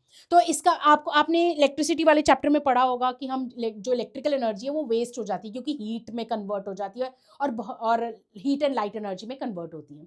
तो हीट एनर्जी की वजह से कम, मतलब जितनी लाइट निकलनी चाहिए उतनी नहीं निकलती, बट देखो ये तो पूरी की पूरी एक तरीके से लाइट निकल रहा है ना। ये हमारा बायोलॉजिकल एलईडी है, बायो एलईडी, लिविंग एलईडी, जिसमें एलईडी में क्या होता है, मैक्सिमम एनर्जी, इलेक्ट्रिकल एनर्जी किसमें कन्वर्ट होती है, लाइट एनर्जी, तो हमारा बायो एलईडी है ना। तो this is all about this. तो अब आगे बढ़ते हैं इसमें, next thing, moving on to the next thing. अब हम नेक्स्ट हमारे इंपॉर्टेंट पार्ट पे आते हैं, जिसको हम कहते हैं इग्निशन टेम्परेचर। मतलब मैंने तुम्हें 2 कंडीशंस बता दी कि बर्निंग के लिए कंबस्टिबल सब्सटेंस चाहिए, हमें ऑक्सीजन चाहिए, ऑक्सीजन ही चाहिए, कार्बन डाइऑक्साइड हो तो कुछ नहीं होने वाला, वो हमने देख भी लिया एक्सपेरिमेंट के थ्रू। तो नेक्स्ट चीज जो हमें चाहिए, थर्ड इंपॉर्टेंट चीज, वो क्या है, हीट। तुमने देखा मैंने मैग्नीशियम रिबन को बर्न करती गई, पर थोड़ी देर के बाद क्या हुआ, वो क्या हुआ, लाइट अप हो गया। उसी तरह से मैचस्टिक को मैं रब करती रहूं, है ना। मेरे पास मैचस्टिक अभी अवेलेबल है, तो मैचस्टिक जो है ऐसे तो फायर कैच नहीं कर रही, पर जब मैं इसको रब करूंगी तभी ये फायर कैच करेगी, है ना, तभी फायर कैच करेगी। तो इसका मतलब ऐसा क्या हो रहा है जिसकी वजह से एयर भी है, कंबस्टिबल सब्सटेंस भी, फिर भी नहीं कर रहा, तो that means heat is required. तो कितनी हीट चाहिए, the lowest temperature, mind you very important, अगर आप ये वर्ड लोएस्ट नहीं लिखेंगे आपको नंबर नहीं मिलेंगे। The lowest temperature at which the substance catch fire and starts burning is known as ignition temperature. जिस टेम्परेचर पे कोई भी सब्सटेंस फायर कैच कर लेता है और बर्न करने लग जाता है, वो उस सब्सटेंस का इग्निशन टेम्परेचर होता है। और डिफरेंट सब्सटेंसेस का डिफरेंट इग्निशन टेम्परेचर होता है, सॉलिड है, लिक्विड है, गैसेस है, सबको बर्न करने के लिए हीट चाहिए। और जितनी हीट चाहिए उसको हम क्या कहते हैं, that is known as the lowest temperature at which the substance catch fire is known as ignition temperature. हम इसको किंडलिंग को टिकलिंग से कोरिलेट कर सकते हैं, तो this is also known as kindling point भी कहते हैं इसको हम। और बड़े ध्यान से सुनिएगा, जिन सब्सटेंसेस का जिनको कम हीट चाहिए बर्न करने के लिए, they are very dangerous to us. जैसे पेट्रोल, डीजल वगैरह, उनके लिए हम बड़ा केयरफुल रहते हैं, अरे नहीं हीट वगैरह के पास नहीं रखेंगे, इट कैन कैच फायर। क्यों? क्योंकि इनका इग्निशन टेम्परेचर बड़ा कम है। तो इन टाइप ऑफ सब्सटेंस जिनका पेट्रोल, डीजल वगैरह, जिनका वेरी लो इग्निशन टेम्परेचर होता है, उनको हम इनफ्लेमेबल सब्सटेंसेस भी कहते हैं, याद रखिएगा, जो कि जिनके वेरी लो इग्निशन टेम्परेचर है, they are very dangerous to us. पर अगर हमारा टेम्परेचर किसी भी सब्सटेंस का, अगर मैं कह रही हूं कोई भी चीज बर्न नहीं कर रही, मेरे पास एक पेपर है, पेपर बर्न नहीं कर रहा है, दैट मीन्स अभी तक जो हीट अवेलेबल है, हमारे जो रूम टेम्परेचर की हीट है, it is not sufficient to reach its ignition temperature. ये एक रूल बना लो, अगर टीचर कह रही है ये चीज बर्न नहीं कर रही, पेपर बर्न नहीं कर रहा, why? Because the room temperature जो है, जो रूम टेम्परेचर, जो या तो आप कह सकते हो the paper has not reached its ignition temperature। समझ में आ रही है? तो ये तो क्लियर हो गया अब आपको, ठीक है। तो गोल्डन रूल है, अगर the substance will not catch fire as long its temperature is lower than the ignition temperature, ये रूल है। जब तक सब्सटेंस का टेम्परेचर लोअर है इग्निशन टेम्परेचर से, मतलब वो टेम्परेचर अचीव नहीं हुआ जिस पे वो बर्न करेगा, तब तक वो कैच ही नहीं करेगा फायर को, ठीक है। चलो अब आगे चलते हैं। आगे हमारे पास एक एग्जाम्पल्स, 2 एग्जाम्पल्स हैं। ये वाला एग्जाम्पल ना पेपर एंड मैग्नीफाइंग ग्लास का, आप ये खुद करिए मैग्नीफाइंग ग्लास से सनलाइट में, वो मैं आपको अभी बताती हूँ कैसे करना है। तो पेपर एंड मैचस्टिक का आप देखो मैं क्या करने वाली हूँ, देखो जरा चिल्ड्रन। अब मैं आपको पेपर कप एक्टिविटी करके दिखा रही हूँ, ठीक है। तो सबसे पहले I am going to take empty paper, ठीक है, जिसमें कुछ नहीं है, empty paper cup I have taken. तो जैसे ही मैं इसको फ्लेम में इंट्रोड्यूस करूँगी, it is going to catch fire, you can see it is catching the fire, ठीक है। अब हम इसको बुझा देते हैं, ठीक है, I am keeping it side. So आपने क्या देखा, मैंने जब पेपर के ऊपर मैच लगाई, इमीडिएटली इट कॉट फायर। क्यों? क्योंकि उस पेपर का क्या अचीव हो गया था, इग्निशन टेम्परेचर, राइट। तो इसका मतलब जब मैंने फायर नहीं लगाई थी, उसका टेम्परेचर लोअर देन था, पर जैसे ही मैंने फायर लगाई तो क्या हुआ, मैचस्टिक जो पेपर का जो इग्निशन टेम्परेचर है that is about 233 degree Celsius. तो जैसे ही जो heat of the matchstick is sufficient to reach its the heat of the matchstick is sufficient to reach its ignition temperature. ठीक है ना? This is very important. Why it is able to catch fire? Because its ignition temperature is attained. और paper अपने आप से fire catch नहीं कर रहा. क्यों? क्योंकि its ignition temperature is much higher than the room temperature. अगर इस टाइम मेरा रूम टेम्परेचर समझ लो 10 डिग्री है और पेपर का 233 डिग्री सेल्सियस है, तो क्या ये बर्न होगा? पेपर को बर्निंग के लिए इतना टेम्परेचर चाहिए? नहीं होगा. Paper by itself, we have to supply the external heat. Got my point? Is it clear? अच्छा, पेपर एंड मैग्नीफाइंग ग्लास का आप क्या कर सकते हो? मैग्नीफाइंग ग्लास लो. आपको पता है उसके अंदर कौन सा लेंस होता है? Convex lens, converging lens. आपने लाइट के चैप्टर में किया ही हुआ है. तो आप क्या करो, एक पेपर लोगे, कॉन्वेक्स लेंस लोगे. ठीक है, आप लेंस और पेपर को इस तरीके से फोकस में लाओगे कि पेपर के ऊपर सबसे छोटी ब्राइट इमेज बने. मेरे ख्याल से आपने किया भी होगा. तो थोड़ी देर के बाद क्या होगा, पेपर में से क्या निकलने लग जाएगी? स्मोकी सा होने लग जाएगा और थोड़ी देर के बाद बर्न करने लग जाएगा. Exactly like this. तो इसका मतलब paper by itself will not catch fire. That means इसकी वजह से क्या हुआ, जो लेंस ने क्या किया, सारी लाइट रेस को एक पॉइंट पे कॉन्सेंट्रेट कर दिया. और concentrate light rays heat effect को एक पॉइंट पे कॉन्सेंट्रेट कर दिया, जिसकी वजह से उसका इग्निशन टेम्परेचर अटेन हो गया. So it caught fire. So magnifying glass, it is concentrating heat on a small area so that the ignition temperature of the paper is attained and it catch fire even without a flame. यहाँ पर तो हमने flame दी, हमने match stick दिया, but यहाँ पर match stick हमें देने की जरूरत ही नहीं पड़ी. हमने मैग्नीफाइंग ग्लास के थ्रू इस पे कॉन्सेंट्रेट कर लिया. इसका मतलब दोनों एक्सपेरिमेंट से पता चलता है कि हमें एक्चुअली में इससे इसको बताने का मतलब क्या? तुम बोलोगे मैम ये क्या मतलब हुआ, इसको बताने का मतलब क्या हुआ? इसको बताने का बुक का देखो कितना डीप कॉन्सेप्ट दिया इन्होंने. इसको बताने में इनका मतलब ये है कि हीट इज इंपॉर्टेंट. मेरी बात समझ में आ रही है? Not the flame. ये नहीं कि फ्लेम प्रोड्यूस हो रहा है तो वही सब्सटेंस पेपर के इनिशियल टेम्परेचर तक रीड करेगा. तो हीट इज इंपॉर्टेंट. हीट को उसने फोकस कर दिया मैग्नीफाइंग ग्लास ने, तो जिसकी वजह से उसका इग्निशन टेम्परेचर अटेन हो गया. तो इसलिए ये पर्पसफुली इन्होंने, ये देखो कितना छोटा कॉन्सेप्ट बताया कि हीटिंग इज इंपॉर्टेंट, तो हमने इसके थ्रू हीट इज अटेन्ड. मेरी बात समझ में आई? Is it clear? चलो अब नेक्स्ट चलते हैं हम लोग. एक और एक्टिविटी आपके लिए है. अब देखिए उस एक्टिविटी में क्या होता है. इतनी मजेदार एक्टिविटी है, you will have fun. Let's see children. अब मैं आपको पेपर कप एक्टिविटी करके दिखा रही हूँ. ठीक है, तो सबसे पहले I am going to take empty paper. ठीक है, जिसमें कुछ नहीं है. Empty paper cup I have taken. तो जैसे ही मैं इसको फ्लेम में इंट्रोड्यूस करूँगी, it is going to catch fire. You can see it is catching the fire. ठीक है, अब हम इसको बुझा देते हैं. ठीक है, I am keeping it side.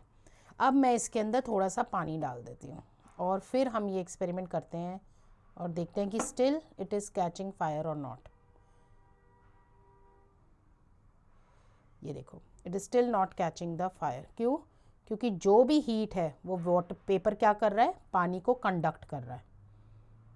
तो it is not catching fire at all. देख सकते हैं कोई फायर कैच नहीं हो रही.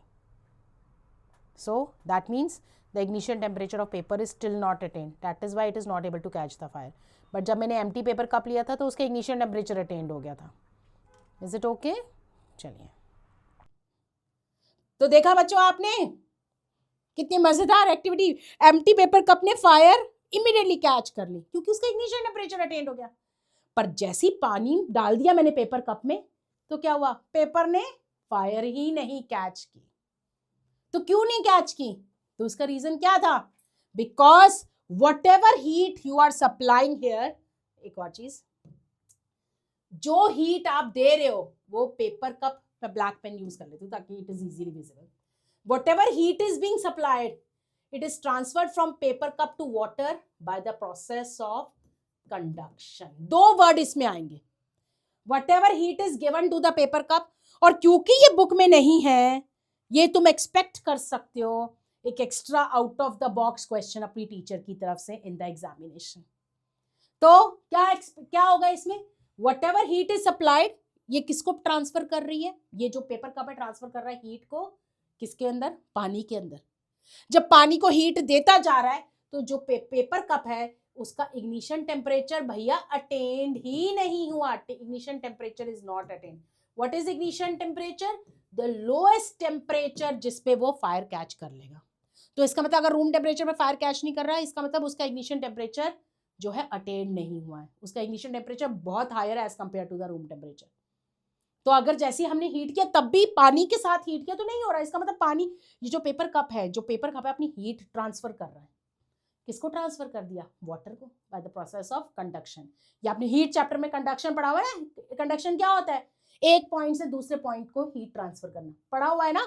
जैसे अगर मेरे पास ये वैसल है, मैं येलो यूज करती हूँ, हाँ, तो अगर मेरे पास ये वैसल है, वैसल के अंदर अगर मैं सब्जी बना रही हूँ, ये फ्लेम दी है, तो ये सिर्फ नीचे वाली सब्जी नहीं गर्म होगी, बनेगी, पकेगी, सारी सब्जी जो इस वैसल के अंदर है सारी पक जाएगी। क्यों? क्योंकि heat is transferred from one point to another to another to another to another. So this is known as conduction, conduct करना। तो इसने भी क्या किया? पेपर कप ने कंडक्ट कर दिया। Very good example. तीसरा एग्जाम्पल एक रियल लाइफ एप्लीकेशन से इसको कोरिलेट करते हैं। जहां ड्राई ग्रास होती है वहां फायर बहुत जल्दी लगती है। इसको अब मैं चाहती हूं कि आप खुद आंसर सोचें।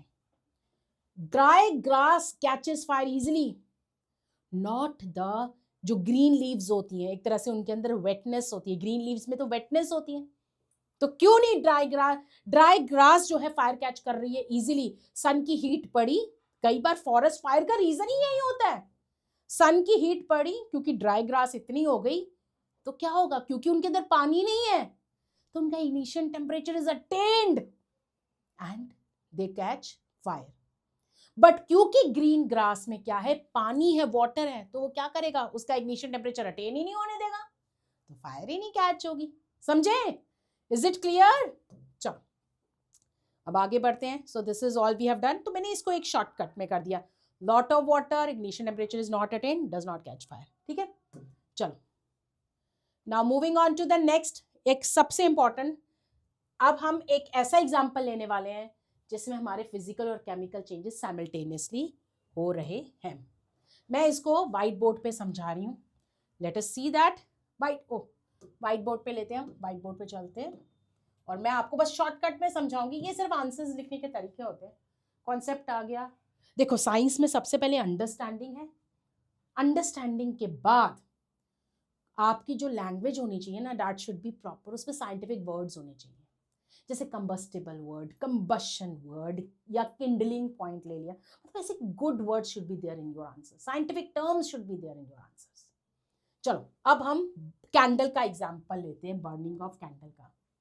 हम कह रहे हैं, साइंटिस्ट कह रहे हैं कि बर्निंग, और साइंटिस्ट ने इसी को क्यों लिया, बर्निंग ऑफ कैंडल का एग्जांपल क्यों लिया? To see the physical and chemical change. एक तो ये इजीली अवेलेबल था, ठीक है, इसको स्टडी करना बहुत इजी था, तो इन्होंने ये वाला एग्जांपल लिया। साइंटिस्ट कहते हैं कि बर्निंग ऑफ कैंडल के time both physical and chemical change take place, दोनों टाइप के चेंज हो रहे हैं। तो देखो कैसे चेंज हो रहे हैं, हम एक कैंडल को बर्न करके अभी देखते हैं। देखो तो ये देख सकते हैं आप, मेल्टेड वैक्स ऑल्सो। तो देखो कुछ मेल्टेड वैक्स नीचे आ गई हैं और अगेन सॉलिडिफाई हो गई हैं। ये देखो मैं आपको दिखा भी देखती हूँ, ये मेल्टेड वैक्स देखो कुछ, तो again it is getting solidified, so it is a physical change. तो आपने क्या देखा कि कुछ कैंडल जो हो रही थी वो मेल्ट होके नीचे गिर रही थी, कुछ बर्न हो रही थी, ऐसा देखा ना आपने। कुछ आपने कैंडल को देखा कि लिक्विड फॉर्म में थी, कुछ ऐसा आपने देखा, देखा या नहीं देखा? 3-4 चीज़ें आपने ऑब्जर्व की होंगी, मेल्ट हो रही हैं, कुछ लिक्विड फॉर्म में दिख रही हैं और कुछ फ्लेम, और हमें फ्लेम भी दिख रही है। तो इसको रीज़न को स्टडी करते हैं। तो जब कैंडल बर्न करते हैं, जब हम हीट करते हैं, तो सबसे पहले कैंडल की जो वैक्स होती है, आपको पता है कैंडल क्या है? हाइड्रोकार्बन, हाइड्रोजन और कार्बन से बना। तो सबसे पहले स्टेप होता है melting of wax. Melting of wax का मतलब क्या है? जब आपने हीट दी तो कैंडल क्या हो गया? सॉलिड थी और वो क्या बन गई? लिक्विड। वैक्स ही रही, बस स्टेट चेंज हुआ। तो कौन सा टाइप ऑफ चेंज है जिसमें सिर्फ स्टेट चेंज होता है? That is a physical change. Agreed? ठीक है, चलो अब नेक्स्ट क्या हुआ? अब ये वैक्स जो है, ये जो मेल्टेड वैक्स है, आपने दूसरा स्टेप क्या देखा होगा, ये कैंडल है, ये पता है ना, कैंडल की ये जो पार्ट होता है ना, थ्रेड पार्ट, इसको हम विक कहते हैं, विक ऑफ द कैंडल, ठीक है ना, कॉटन का पार्ट होता है, that is known as the wick of the candle. अब ये जो मेल्टेड वैक्स है, ये it will rises through the wick और क्या करने लग जाएगी, इवेपोरेट होगी। मतलब इवेपोरेट क्या होगा, यहाँ पर क्या होगा, नेक्स्ट स्टेप में क्या होगा, इवेपोरेशन ऑफ द वैक्स। अब मेरी बात एक ध्यान से सुन लो, ये जो फ्लेम है, फ्लेम उसी चीज में प्रोड्यूस होती है, फ्लेम देखा ना, लॉ उसी चीज में प्रोड्यूस होती है जिसमें वेपर्स बनते हैं। जिस चीज में वेपर्स नहीं बनेंगे उसमें फ्लेम नहीं प्रोड्यूस होगी अगर आप हीट कर दो। अब कोयले का एग्जांपल ले लो, कोल को हम हीट करते हैं, कभी देखा उसमें फ्लेम बनती है? नहीं बनती, देखना, बिल्कुल नहीं बनती। क्यों? क्योंकि कोल वेपोराइज नहीं कर सकता, वेपर नहीं बना सकता, तो उसके अंदर फ्लेम ही नहीं है। हीट अप हो रहा है, रेडिश ब्राउन हो रहा है, पर फ्लेम नहीं प्रोड्यूस हो रही। पर इसके अंदर लॉ, फ्लेम प्रोड्यूस हो रही है। क्यों? क्योंकि जो वैक्स है वो वेपोराइज हो सकती है, मतलब liquid wax has change into vapour form. Again देखो कितना ब्यूटीफुली, अगेन मैं कहूंगी बहुत अच्छे से डिटेलिंग लिया है। दिस इज ऑल्सो जिसमें स्टेट ही चेंज हो रहा है अभी तक, that is also a physical change. तो पहले मेल्टिंग हुई, मेल्टिंग से it rises through the wick, rises through the wick के पीछे भी एक बड़ा ही अच्छा फिनोमिनन है, दैट इज कैपिलरी एक्शन। कभी टाइम लगा तो मैं इसको डिस्कस करूंगी, अगर आपको चाहिए इसके बारे में एक्सप्लेनेशन तो हम इसके ऊपर एक वीडियो बना लेंगे, तो आप जरूर लिखिएगा, मुझे बताइएगा। तो बस सबसे पहले मेल्टिंग ऑफ वैक्स का मतलब क्या है, वैक्स मेल्ट हो गई, फिर विक से, विक समझ गए ना, कॉटन थ्रेड से राइज अप हुई, राइज अप होने पे उस पर क्या बने, वेपर्स बने, और वेपोराइज होने के बाद जो तीसरी चीज हुई, ये जो वेपर है, ये जो वैक्स है, जो वैक्स वेपर्स, थर्ड स्टेप, ये जो वैक्स वेपर्स हैं, अब ये ऑक्सीजन के साथ मिलके, वैक्स किसकी बनी हुई है, हाइड्रोकार्बन, ये मिलके क्या बना रहे हैं, carbon dioxide plus water plus heat and light. तो ये कौन सा type of, plus heat plus light, तो ये कौन सा टाइप ऑफ चेंज हो गया? क्या ये भी फिजिकल चेंज है? क्या ये भी फिजिकल चेंज है? नो। अब ये कौन सा चेंज हो गया, केमिकल चेंज। और क्यों ये केमिकल चेंज है? Burning in the presence of oxygen को हम क्या कहते हैं, combustion. So this part is known as combustion हुआ ऑफ वैक्स वेपर्स। पहले क्या हुआ, मेल्ट हुआ, इवेपोरेट हो गया, फिर क्या हुआ, कंबशन हुआ। और तुमने देखा ना, अभी मैंने जब कैंडल को जलाया तो कुछ वैक्स नीचे गिर रही थी, वापस वही चीज बन रही थी। तो फोर्थ स्टेप, तो कुछ जो वैक्स मेल्ट होके नीचे वो जो लिक्विड बना है, कुछ वेपोराइज हो गया, कुछ क्योंकि भर गया नीचे गिर गया, तो क्या हो गया, उसको हम कहते हैं, अब नया वर्ड याद करो, अगेन सॉलिडिफिकेशन। सॉलिडिफिकेशन नाम ही सजेस्ट कर रहा है, सॉलिडिफिकेशन ऑफ मेल्टेड वैक्स। मतलब जो वैक्स मेल्ट हो गई वो वापस किसमें बन गई, सॉलिड में। पर वैक्स तो वैक्स ही रही, वो वापस लिक्विड से वापस किसमें बन गई, सॉलिड में।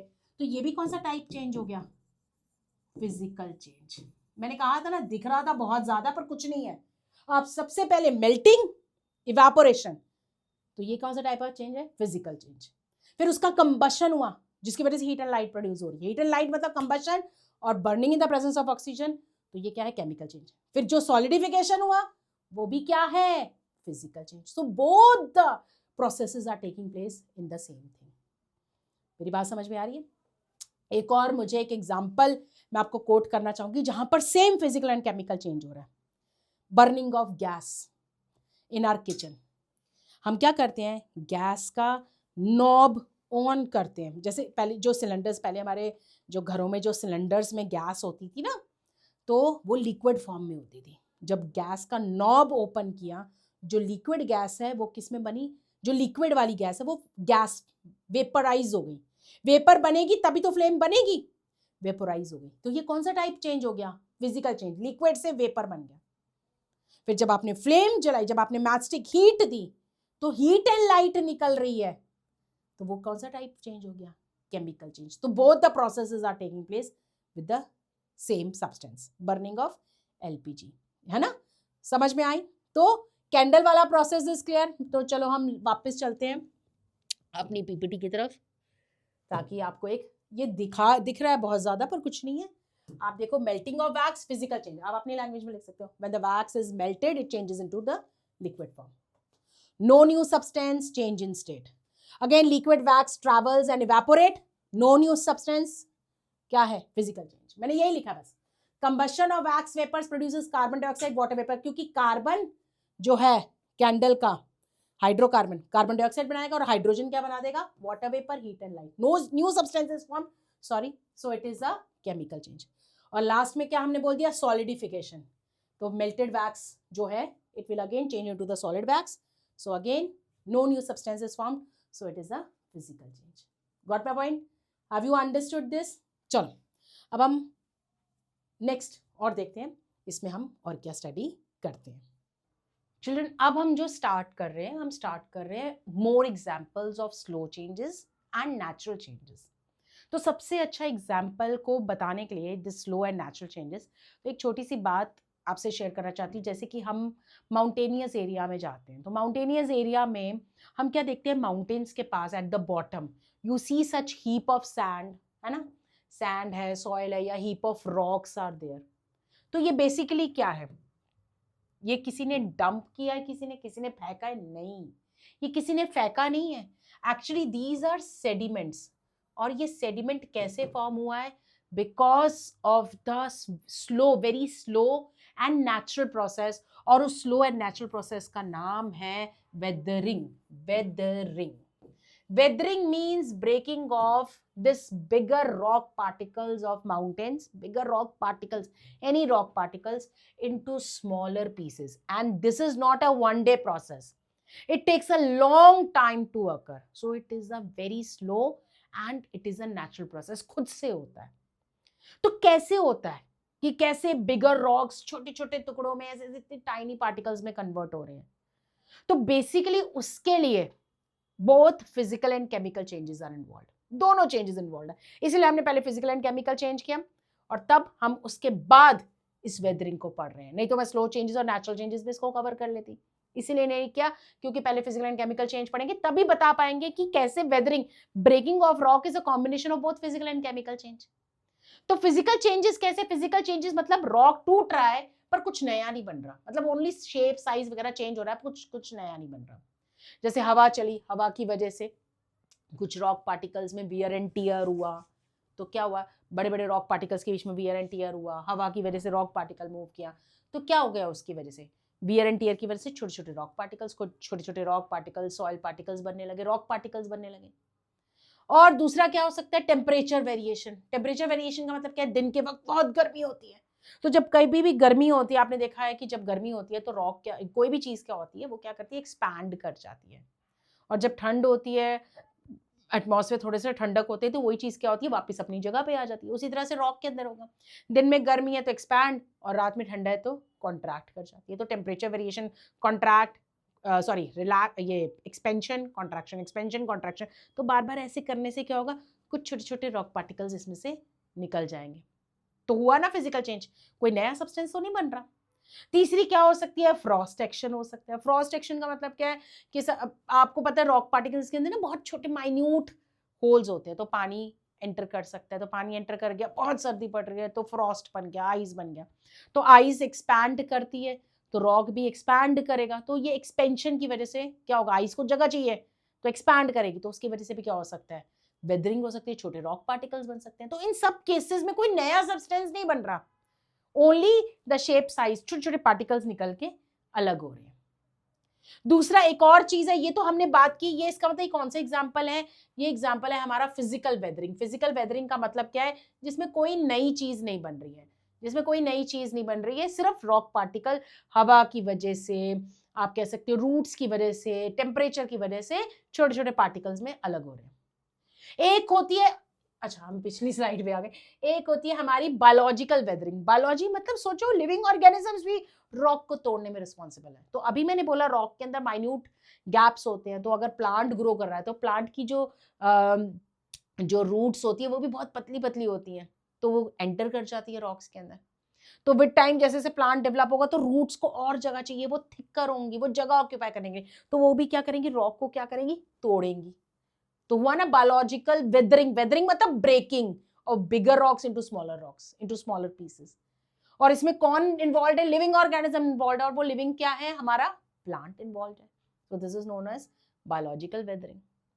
और तीसरा, केमिकल्स भी रॉक को डिसॉल्व कर सकते हैं, उसको लूजन कर सकते हैं। कैसे केमिकल्स इन्वॉल्व हैं रॉक को लूजन करने में? तो सबसे एग्जांपल है कि जैसे हमारी rain water is slightly acidic, है ना, उसमें कार्बोनिक एसिड वगैरह होता है। तो ये हमारी जो रॉक होती है वो मिनरल से बनी होती है, जैसे आयरन से बनी है, सिलिकॉन से बनी है, सोडियम से बनी है, पोटेशियम से बनी है। तो ये जो रॉक मिनरल्स होते हैं ना, मिनरल्स जो होते हैं वो रेन वाटर के एसिड के साथ मिलके कुछ नया सब्सटेंस बना देते हैं। तो केमिकली चेंज हो गया, केमिकल कॉम्पोजिशन में चेंज हो गया। So this is known as chemical weathering. इसको हम कहते हैं chemical weathering. So because the acids react and there is a change in the composition. Similarly एक सबसे अच्छा एग्जांपल केमिकल वेदरिंग का है हमारा बेसॉल्ट। बेसॉल्ट में आयरन होता है। आयरन आपको पता है कुछ देर के बाद, हमने पढ़ा ही है रस्टिंग में, कि आयरन को अगर हम काफी देर तक मॉइस्ट एयर में रखेंगे, मॉइस्ट एयर मतलब ऑक्सीजन और वाटर वेपर की प्रेजेंस में रखेंगे, तो ये जो आयरन ओरिजिनल कलर है इसका, it will change into reddish brown in colour. क्यों? क्योंकि iron has combined with oxygen and water vapour to form a new substance which is known as iron oxide. ये है आयरन, जिसका original colour क्या है, जिसका ब्लैकिश कलर है, और इसका कलर क्या हो गया, reddish brown in colour. So this is also a chemical weathering, मतलब because iron is combining and forming a new substance. So there are various ways in which the weathering can take place. That is the physical weathering, chemical weathering. So chemical composition has changed to form a red color substance. तो इसकी वजह से भी rock क्या हो गई, loose हो गई। और तीसरी बात मैंने आपको बताई, biological weathering, that we have cleared. और आप देख सकते हो तो these are the various stages, physical weathering, chemical weathering, और इनकी वजह से जो क्या बनता है, हमारा सेडिमेंट बनता है, ब्रोकन पीसेस ऑफ रॉक्स वगैरह जो बनते हैं, it is all because of the weathering. अब ऑल द वेदरिंग चेंजेस हम देख सकते हैं, these are very slow changes, these are very slow changes, and they all are irreversible. एक बार रॉक टूट गई तो टूट गई, उसी शेप में वापस नहीं आएगी। So these are irreversible changes, but they are very slow changes. ठीक है, क्लियर है? ये वेदरिंग क्लियर है? बस ब्रेकिंग ऑफ रॉक्स, और कौन ब्रेक कर रहा है? आप लिख सकते हो roots of the plants, air, water, wind, वही विंड हो गया, वही temperature variation. So this is actually the weathering. और आपने बेसॉल्ट का एग्जांपल दे दिया जिसमें केमिकल वेदरिंग भी हो रही है। नेक्स्ट इज, अब ये वेदर्ड रॉक्स तो प्रोड्यूस हो गए, अब इनको अब ये ना मूव भी करते हैं, वेदर्ड रॉक्स, छोटे छोटे rock particles, they move from one place to another. और इनको कौन मूव कर रहा है? Again natural agents. कौन कौन मूव कर रहा है इनको? नेचुरल एजेंट्स में हमारा क्या हो गया, wind, water and gravity. Wind, water and gravity. Wind, water and gravity का मतलब क्या? हवा चली तो नेचुरली जो छोटे छोटे पत्थर आराम से उड़ के जाएंगे, मिट्टी जाएगी उड़ती हुई। तो ये क्या हुआ, जो छोटे छोटे soil particles, rock particles move बने हैं वेदरिंग की वजह से, अब उनके जो मूवमेंट को हम क्या कहते हैं, इरोजन। और कौन कर रहा है इनका मूवमेंट? कौन रिस्पॉन्सिबल है? हवा। Wind is responsible for taking them from one place to another. Water भी responsible है, water can carry away the soil particles, rock particles along with it. अब ग्रेविटी का सबसे अच्छा एग्जांपल है लैंडस्लाइड। जैसे लैंड जो, जैसे अगर आप देखो लैंडस्लाइड में क्या होता है, पत्थर क्या होते हैं, ऊपर से नीचे गिरने लग जाते हैं, big particles of soil and rock, they slide downhill, है ना। So this is also an example of erosion where the movement of particles are taking place from one place to another. But remember this, इन सब में movement में कोई नया substance नहीं form हो रहा। So all these are physical changes, only the shape and size is being changed, but these are at the same time irreversible changes. Irreversible मतलब क्या है, अब ये रॉक पार्टिकल्स वापस नहीं जाएंगे इस जगह पे। So this are irreversible changes also. तो वेदरिंग कैसे? वेदरिंग का मतलब है ब्रेकिंग, और ब्रेकिंग किसकी वजह से हो रहा था? फिजिकल वेदरिंग की वजह से भी और केमिकल वेदरिंग की वजह से। So that is both involving physical and chemical changes. Erosion is just the movement, तो कुछ नया नहीं बन रहा, only the shape and only the movement is taking place, so that is known as the physical change. ठीक है, so it is only the gravity which is pulling them down, so only the shape has changed. अच्छा, अब इसमें एक और चीज है, ये जो है ना वेदरिंग, ये जो इरोजन इट वर्क साइलेंटली, जैसे मूवमेंट हो रहा है, जैसे लैंडस्लाइड हुआ या मूवमेंट हो रहा है चीजों का, तो विद ओवर द टाइम जो माउंटेन्स है उनके अंदर चेंज आएगा। चेंज कैसे आएगा? जो उनका जैसे सपोजिंगली पीक माउंटेन्स है तो वो धीरे धीरे क्या होंगे, राउंड शेप में हो जाएंगे। जो रिवर बेड है वो रिवर बेड क्या होगा, रिवर बेड क्या होगा, वो क्या हो जाएगा, ज्यादा हो जाएगा। जो नीचे का जो रिवर के नीचे है फ्लोर वो ऊपर आने लग जाएगा, क्योंकि जितना ज्यादा मूवमेंट ऑफ वाटर, वाटर अपने साथ जितना ज्यादा सेडिमेंट कैरी करके आएगी उतना ज्यादा वाटर बेड क्या आ जाएगा, रिवर बेड क्या आ जाएगा, ऊपर आ जाएगा। There is a change. Valley develop हो सकती है because of the movement, again and again there is a movement, तो क्या होगा, वैली डेवलप हो सकती है ना। तो this is all about erosion. Erosion basically is a transportation, basically it is just the transportation of smaller particles to another by the movement of wind water, ठीक है। so there is only the movement of material, no chemical change takes place, ठीक है। now moving to another thing, landslide I have explained you, then अब ये movement हो रहा है। अब कई बार क्या होता है कि ये जो मूवमेंट होता है, हवा जैसे विंड या वाटर की स्पीड स्लो डाउन हुई, तो वहां पर क्या हो जाता है, ये जो रॉक पार्टिकल्स आ रहे हैं, सैंड पार्टिकल्स आ रहे हैं, they start collecting there, they start depositing there. इस प्रोसेस को हम क्या कहते हैं, डिपोजिशन। तो क्या है, व्हेन वाटर, हाँ जी, व्हेन वाटर और wind slows down, it can no longer carry the soil and rock particles, so these particles start depositing there, तो उसको हम कहते हैं, this deposition of sediment is known as deposition। मतलब हवा और वाटर का मूवमेंट स्लो डाउन हुआ तो ये सेडिमेंट्स जो हैं, rock particles, soil particles, they start depositing there, जिसको हम क्या कहते हैं, डिपॉजिशन। अब with over period of time sediment deposit होता जा रहा है, तो इतना ज्यादा डिपॉजिशन हो जाता है, इतना ज्यादा प्रेशर क्रिएट हो जाता है कि ये जो सेडिमेंट्स है एक दूसरे के साथ ज्वाइन होके क्या बन जाते हैं, कंबाइन होके क्या बन जाएगा, एक रॉक पार्टिकल बन जाएगा। तो this takes over a time, this takes a very large period of time. तो ओवर 1000 और 100 of years sediments pile up होते रहते हैं, और प्रेशर की वजह से इनके ऊपर, क्योंकि पाइल अप होता जा रहा होता है, तो प्रेशर की वजह से they turn into a rocks. So this is a very long process, and again this is a, these cannot be reversed, वापस वो चीज हमें नहीं मिल सकती, so these can't be reversed। समझ में आ रही है। तो पहले इरोजन हुआ, मूवमेंट हुआ, तो मूवमेंट स्लो हुआ तो डिपोजिशन हुआ, डिपोजिशन करते करते करते क्या बन गया, रॉक पार्टिकल्स बन गया, फॉर्मेशन ऑफ रॉक पार्टिकल्स। तो हम इसको कैसे, अब एक क्लब करके कैसे दिखा सकते हैं, ये देखिए। तो ये देखो, erosion, movement, there is a transportation take place. अब इसमें ना रॉक वेदरिंग एंड इरोजन, जैसे वेदरिंग हुई, पार्टिकल्स बने, सॉइल पार्टिकल्स, रॉक पार्टिकल्स, छोटे रॉक पार्टिकल्स बने, तो वेदरिंग हुई, इनका मूवमेंट हुआ, जहां पर movement of water and wind slow down, तो वहां पर डिपोजिशन होने लग गया सेडिमेंट का, और जैसे जैसे सेडिमेंट डिपॉजिट होते गए तो रॉक पार्टिकल्स, बेसिकली यही है, समझे ना, सिंपल वर्ड में। तो अब जैसे हमने रिवर्स के अंदर जो स्पेशली स्टोन्स देखे, कितने सुंदर से होते, कितने स्मूथ होते, तो अब हम डिस्कस करते हैं why river pebbles are smooth. तो ये स्मूथ क्यों होते हैं, बिकॉज अगेन वाटर जो है, river water is again and again rubbing on the payable surface, जिसकी वजह से क्या होता है, बार बार क्या होगा, जब रब होगा तो रॉक पार्टिकल्स विल डिसॉल्व, जिसकी वजह से जो पेबल्स मतलब होते हैं छोटे पत्थर, तो उनके जो शार्प एजेस होंगे, पॉइंटेड एजेस होंगे, वो क्या हो जाएंगे, स्मूथ हो जाएंगे। सो इसमें कोई नई चीज नहीं बन रही है। So what type of change it is? It is a physical change, and there is no change in chemical composition. तो आप देख सकते हो कि ये जो pebbles हैं, they are appearing smooth because water is rubbing them again, because water is being rubbed again and again. So pebble becomes smooth and shiny. Got it? चलो अब हम इसका क्रक्स करते हैं। क्रक्स मीन्स इन ऑल, हम इनको differentiate form में कर लेते हैं। वेदरिंग का मतलब सिर्फ इतना है, weathering is just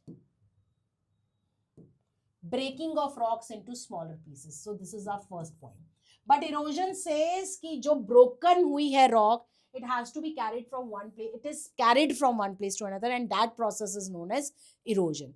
So basically weathering में no movement is taking place. So we can say it is a static process. Static मतलब रुका हुआ है, ठीक है। और ये जो erosion है, erosion, this is first point, sorry.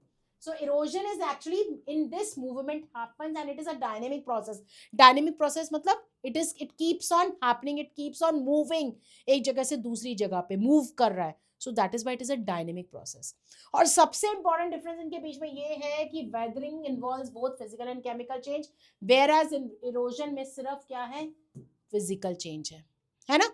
Physical and chemical change कैसे, physical weathering and chemical weathering, new substances being form, और फिजिकल वेदरिंग में कोई नया सब्सटेंस नहीं बन रहा है, सिर्फ शेप साइज चेंज हो रहा है, और इरोजन में सिर्फ मूवमेंट हो रहा है, नई कोई चीज नहीं बन रही है। तो again it is a physical change. अब हमारी एनसीईआरटी कहती है weathering means breaking and erosion involves both weathering as well as movement of particles. After weathering, the movement of particles which is taking place is known as erosions. ठीक है, that is known as erosion. So basically this is all about weathering and erosion. So both these are slow process, they take 100 of years to take place. So that is why we are calling them as a slow and irreversible process. मतलब जो एक बार rock टूट गया तो टूट गया, वापस वैसा नहीं बनेगा. मूवमेंट अगर हो गई रॉक पार्टिकल्स की एक जगह से दूसरी जगह पे तो हो गई, it will not go back to its original position. तो that is why both these processes are irreversible change. So that's all from this chapter. हमने ये चैप्टर खत्म कर लिया. We have covered each and every minute details of NCERT also.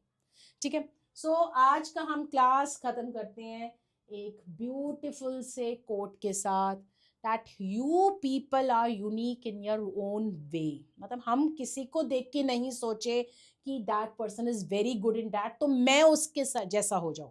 कभी मत सोचना कि काश मैं उसके साथ जैसा हो जाऊं.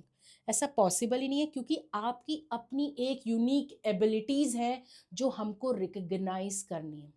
और जिस दिन हमने अपनी यूनिक अपनी कैपेबिलिटीज को रिकग्नाइज कर लिया तो हमारा वो डायरेक्शन बन जाएगा. हम उसी डायरेक्शन में मूव करने लगेंगे, उसी में हार्ड वर्क करने लगेंगे. और अगर हमारी लाइफ में अप्स एंड डाउन्स आएंगे भी तो वो हमारे अपने होंगे. हम अपने मतलब अपने डाउनफॉल से सीखेंगे और उसमें और हार्ड वर्क करके उसमें अपने चीज़ को, जो हमारी क्वालिटी है, उसको और इन्हांस करेंगे. डाउनफॉल इज नेवर कि आपको नीचे उतारना, मतलब कि बिल्कुल नीचे गिरना, आपको डिसअपॉइंट होना. डाउनफॉल इसीलिए भी है कि आप अपनी गलतियों से सीखें ताकि आप और ऊंचा जाएं. अगर किसी बच्चे के 100 मार्क्स हैं तो ज़रूरी नहीं वो 100 ही स्कोर करेगा. हो सकता है कभी उसके 95 भी आ जाए, 90 भी आ जाए, 80 भी आ जाए. तो इसे डिसहार्टेंड नहीं होना है. तो क्यों नहीं होना डिसहार्टेंड? क्योंकि कुछ ऐसी गलती है जिसको आपको सीखना ज़रूरी है ताकि आप और आगे बढ़ सकें.